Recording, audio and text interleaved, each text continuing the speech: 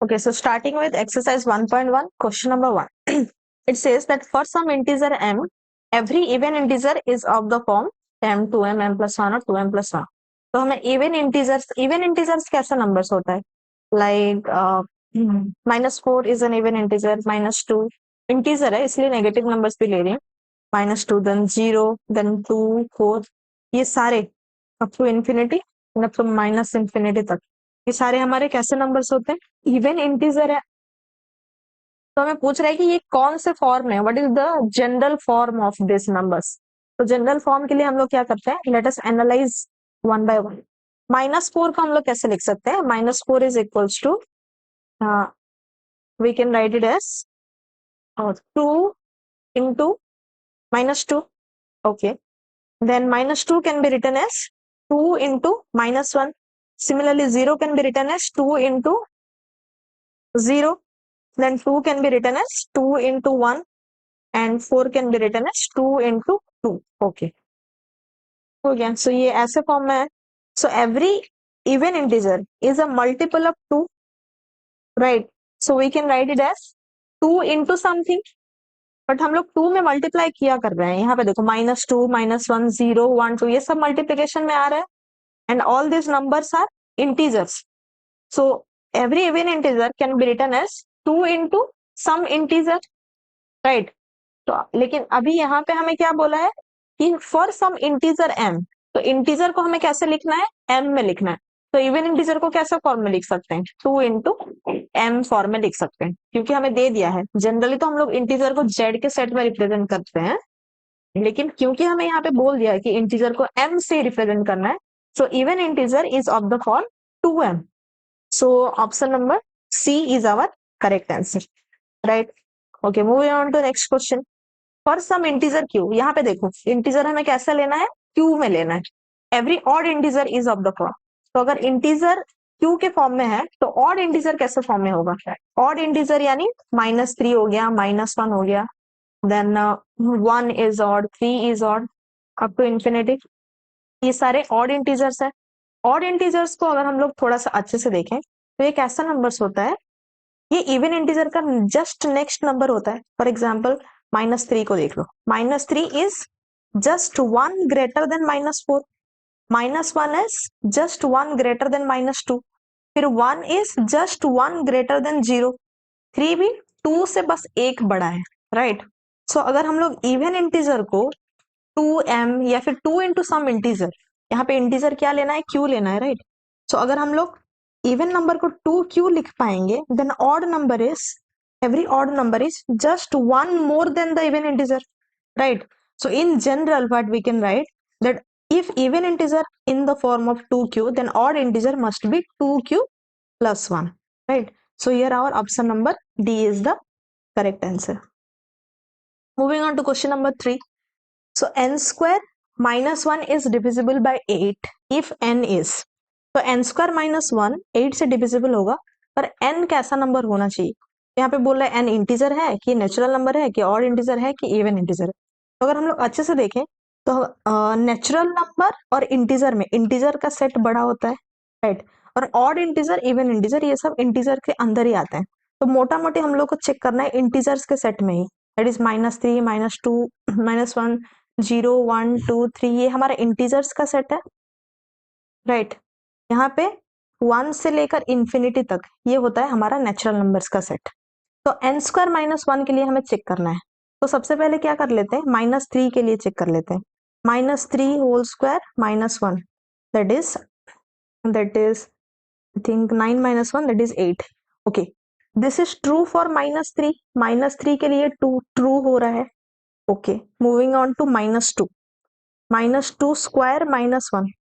It is in the form of n square -1, right? So that is why I am putting in the place of n. n की जगह मैं बस -2 put कर रही हूँ.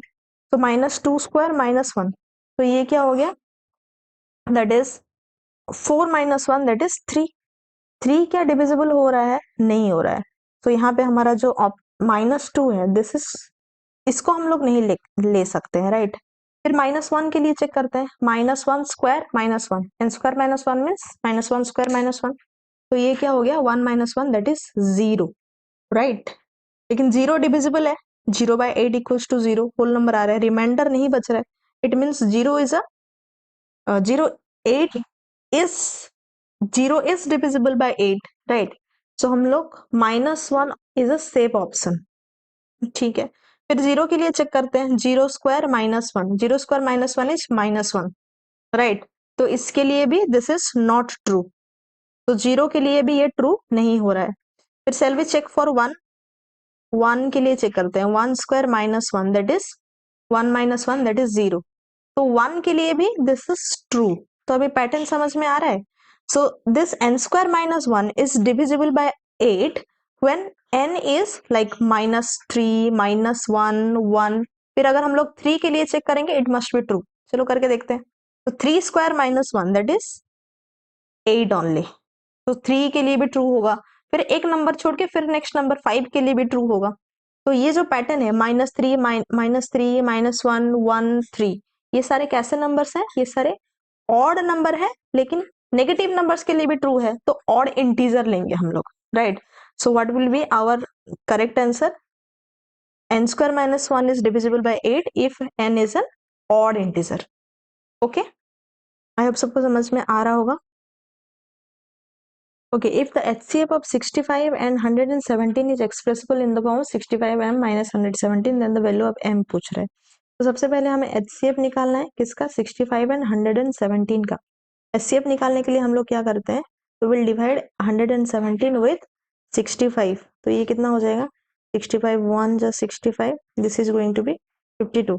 यहाँ पे हमें तब तक ये डिवीजन करना है जब तक रिमाइंडर 0 नहीं हो जाए। फिर यहाँ पे 52, फिर नेक्स्ट हम 52 को डिवाइड करेंगे, पहले डिवाइजर से, दैट इज 65।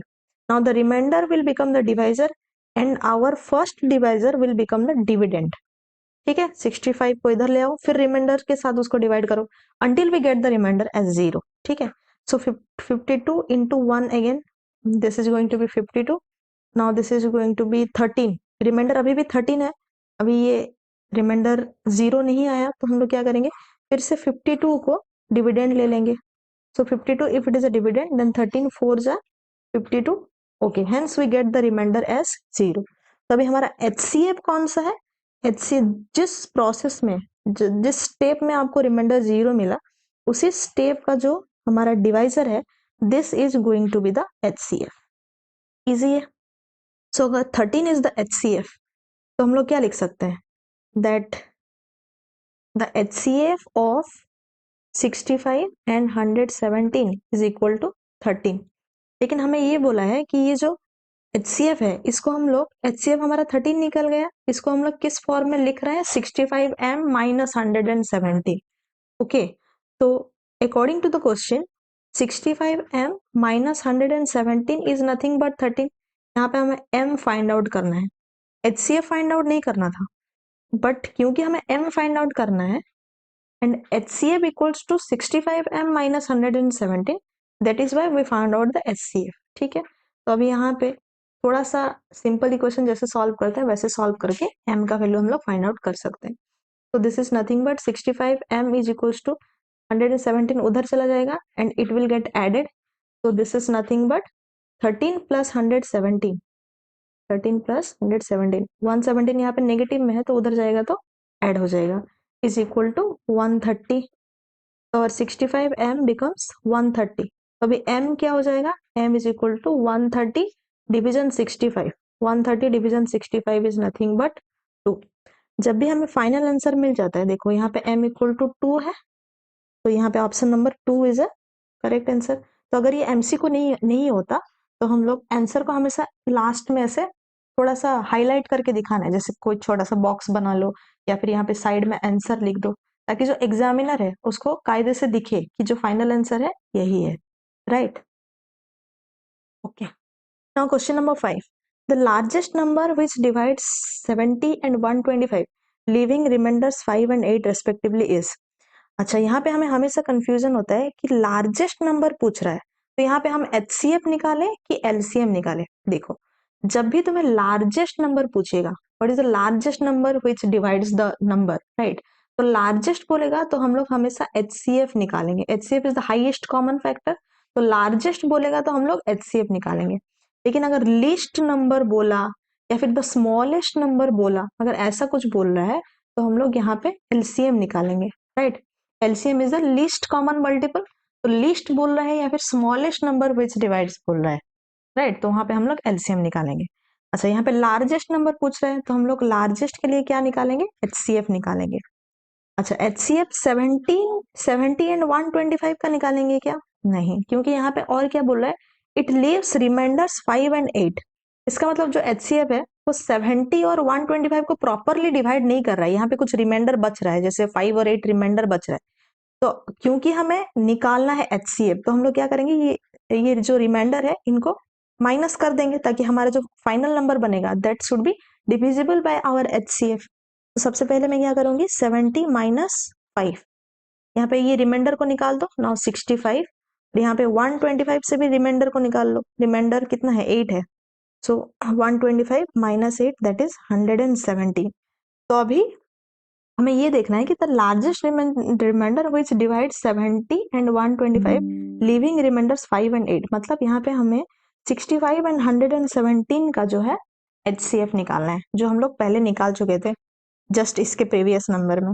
तो HCF of 117 and 65 is nothing but 13, तो हमारा आंसर हो जाएगा 13, जो कि है ऑप्शन नंबर ए, ठीक है। Okay, now moving on to question number 6. If two positive integers a and b are written as a equals to x cube y square and b is something, then x y are prime numbers, then HCF of a and b. यहाँ पे भी HCF पूछ रहा है a और b का। a को कैसे लिख रहा है, a is nothing but x cube and y square and b is nothing but x into y cube. HCF निकालना है। HCF निकालने के लिए हम लोग क्या करते हैं, if you are following my videos then you must know. तो HCF क्या होता है कि हम लोग जो कॉमन फैक्टर है उसका लोएस्ट मल्टीपल लेते हैं। जैसे यहाँ पे कितना x और y दोनों कॉमन फैक्टर है, यहाँ पे भी x है, यहाँ पे भी x है, यहाँ पे y है, यहाँ पे भी y है, तो x और y दोनों कॉमन है, तो दोनों को ही लिख लो, x इंटू वाई। अभी यहाँ पे इनका जो लिस्ट पावर है उसको लिखना है। एक्स क्यूब एंड x में लिस्ट पावर क्या है, 1 है, x is nothing but x के पावर 1, और y में लिस्ट मल्टीपल क्या है, यहाँ पे स्क्वायर है, यहाँ पे क्यूब है, तो list is nothing but list is 2, so this is square x1 into x to the power 1 into y square. So our option will be x y square. That is option number B is the correct answer. Moving on to question number 7. 7 में क्या बोल रहा है कि if two positive integers p and q can be expressed as p equals to a b square, q equals to a cube, b a and b be prime numbers, then LCM of p and q. LCM निकालने के लिए देखो, सबसे पहले p equals to a b square, मतलब यहाँ पे a एक फैक्टर है, b स्क्वायर भी एक फैक्टर है, क्यू में भी कौन कौन सा फैक्टर है, वही ए एंड बी ही फैक्टर है, but it is a cube into b. LCM निकालने के लिए हम लोग क्या करेंगे, सारे फैक्टर्स मतलब यहाँ पे दो ही फैक्टर्स हैं, ए और बी दोनों ही कॉमन है, कॉमन हो चाहे नहीं हो, एलसीएम में हमें ये नहीं देखना है कि कॉमन है कि नहीं, हमें देखना निकालना है कि सारे फैक्टर्स, दोनों नंबर के सारे फैक्टर्स, यहाँ पे ए और बी फैक्टर है, उनका हाइएस्ट पावर, यहाँ पे ए का हाइएस्ट पावर क्या है, यहाँ पे ए के पावर 1 है, यहाँ पे ए के पावर 3 है, so this is a cube, and b के पावर में हाईएस्ट कौन सा है, स्क्वायर है, so LCM is nothing but a cube into b square which is our option number c, ठीक है। Moving on to question number 8. The product of a non zero rational and an irrational number is always irrational, rational और irrational, always rational, 1. Okay, तो इसको हम लोग क्या करते हैं, सबसे पहले समझ लेते हैं। देखो, जब भी हम लोग रैशनल को रैशनल के साथ मल्टीप्लाई करेंगे, if you multiply rational into rational, तो ये रैशनल के सेट से बाहर नहीं जा रहा है, तो our answer will be always a rational. Rational को अगर हम लोग रैशनल के साथ मल्टीप्लाई करते हैं तो हमेशा एक रैशनल नंबर ही आता है, और वैसे इररैशनल को इररैशनल इनटू इररैशनल करते हैं तो हमें जरूरी नहीं है कि रैशनल ही मिले, इररैशनल भी मिल सकता है, या फिर इररैशनल रैशनल दोनों मिल सकता है, रैशनल भी हो सकता है, इररैशनल भी हो सकता है। कैसे, देखो, irrational into irrational, for example जैसे √3 एक इररैशनल नंबर है, if I multiply this with √3 only, so √3 into √3 is 3, तो ये एक रैशनल नंबर बन गया। लेकिन मैं अगर √2 एक इररैशनल नंबर है और √3 एक इरेशनल नंबर है, दोनों को मल्टीप्लाई करूं तो this will become √6 which is irrational.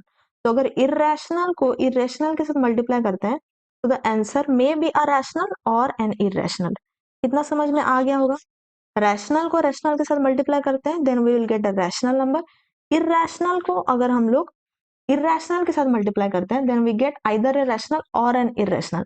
अभी जो थर्ड कॉम्बिनेशन बच रहा है that is if we multiply a rational into irrational. अगर हम लोग रैशनल इनटू इरेशनल नंबर करते हैं तो क्या होता है?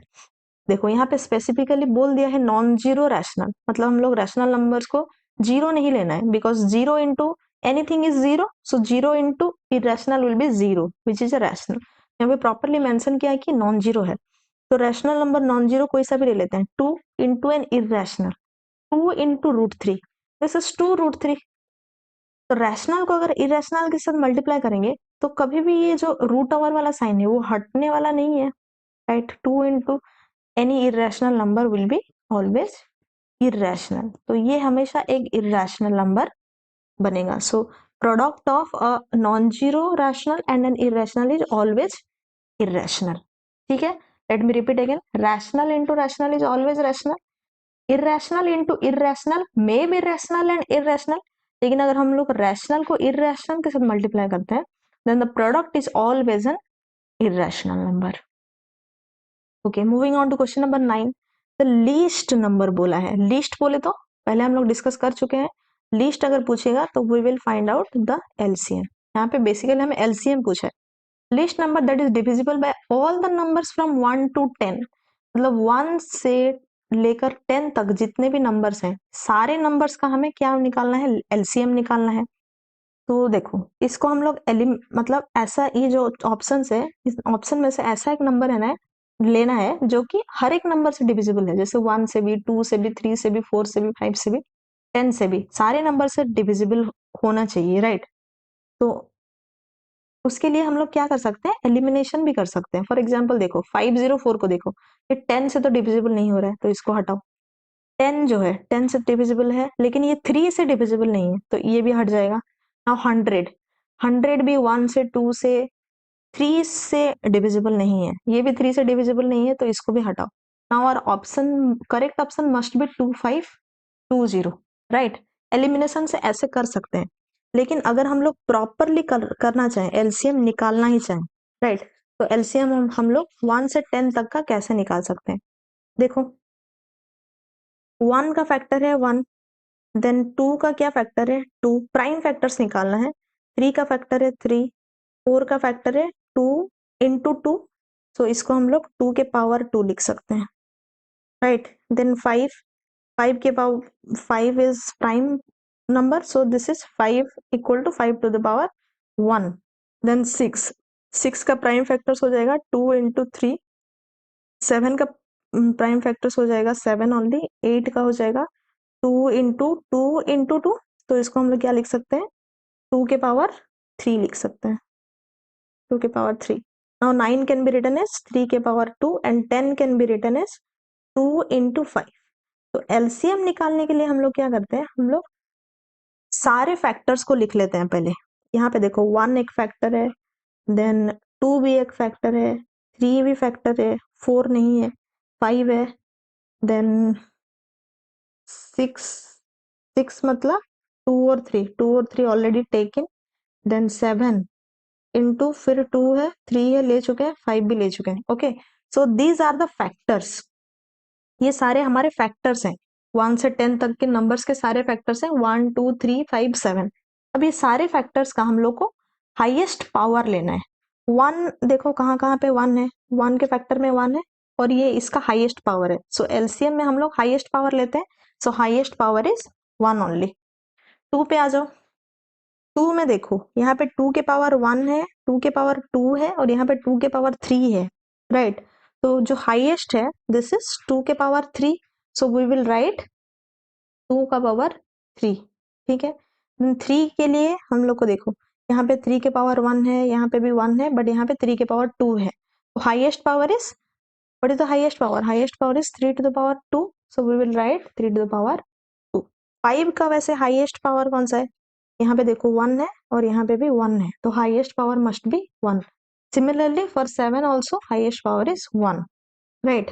So if I multiply all this, this is 1 is nothing but 1, 2 के power 3 that is 8 into 3 के power 2 that is 9 into 5 into 7. So if I multiply all these numbers, I will get 2520. We can recheck it, right? So हमारे जो options है, option number D will be the correct option. This is going to be the last question of exercise 1.1. A decimal expansion of the rational number 14587 by 1250 will terminate. देखो ये एक terminating decimal है 14587 bye 1250 terminating है, मतलब इसको हम लोग 2 के पावर m इंटू 2 के पावर इंटू 5 के पावर n ऐसे लिख सकते हैं. 1250 कैन बी रिटन एज 2 के पावर m इंटू 5 के पावर n, क्योंकि टर्मिनेटिंग डेसिमल है, वो ऑलरेडी हम लोग पढ़ चुके हैं. तो 1250 को कैसे लिख सकते हैं? This is 1 to 5 into 10. 1 to 5 को हम लोग 5 के पावर क्यूब इंटू 2 इंटू 5 लिख सकते हैं, राइट? तो this is nothing but 5 to the power 4 into 2 to the power 1. So this is 145. This is 14587 division 2 के पावर 1 इंटू 5 के पावर 4. तो यहाँ पे 1250 है, इसलिए प्रॉब्लम हो रहा है. अगर यहाँ पे 1000 होता तो हम लोग बता देते कि this will terminate after 3 decimal places. अगर 100 होता तो हम लोग बता देते कि it will terminate after 2 decimal places. लेकिन यहाँ पे 1250 है, इसलिए बता नहीं पा रहे कितने डेसिमल प्लेसेस बाद ही टर्मिनेट होगा. तो हम लोग ट्राई करते हैं कि नीचे ऐसा नंबर आ जाए. देखो यहाँ पे 2 के पावर 1 इंटू 5 के पावर 4 है. इफ आई मल्टीप्लाई 2 के power 3 in the denominator and the same thing if I multiply with the numerator, तो नीचे इजी हो गया. देखो this is nothing but 14587 into 8 division 2 के पावर 4 इंटू 5 के पावर 4. तो यहाँ पे इजी क्या बना, 2 इंटू 5 करते हैं तो 10 होता है, 2 के पावर 2 इंटू 5 के पावर 2 करते हैं तो 100 होता है, राइट? देखो 2 के पावर 1 इंटू 5 के पावर 1 होता है 10, 2 के पावर 2 इंटू 5 के पावर 2 होता है 100. सिमिलरली 2 के पावर 3 इंटू 5 के पावर 3 क्या हो जाएगा, 1000 हो जाएगा. तो 2 के पावर 4 इंटू 5 के पावर 4 क्या हो जाएगा, this is nothing but 14587 into 8 division 10,000 होगा कि नहीं होगा, राइट? तो अगर ये 10,000 है तो after how many decimal it will terminate, this will terminate after 4 decimal places. Correct option is 4. फिर भी देख लो थोड़ा सा ये कैसे हुआ. 14587 इंटू 8 कितना होता है, 116696 डिविजन 10,000. तो ये कितना हो जाएगा 11.66696. तो it is terminating after how many decimal, 4 decimal places. So the correct option is option number D.